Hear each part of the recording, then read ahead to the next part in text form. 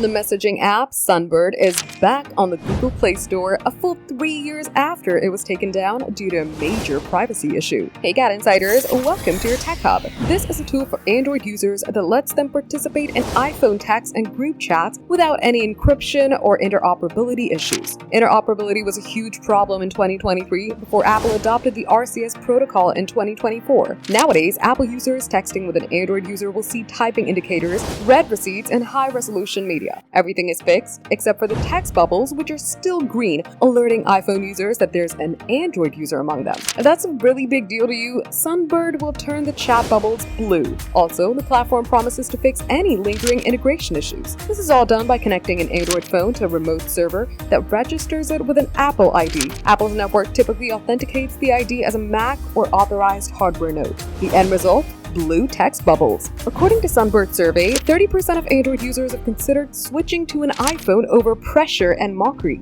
The survey also claims that nearly a quarter of iPhone users wouldn't date an Android user. Sunbird promises future WhatsApp and Facebook Messenger integration, which could be handy. It also teases some AI tools like Catch Me Up that summarizes text messages. There's also some kind of agentic AI assistant that can take simple actions on request, such as drafting a reply or moving a chat. Sunbird will shut down in 2023 because users found they could easily exploit vulnerabilities in the encryption system to access private messages. The new Sunbird is available to download and free to install, but costs $3 per month and comes with a 14-day free trial. For more updates, subscribe to GadInsider, like and share the video, and don't forget to press the bell icon so you never miss any update.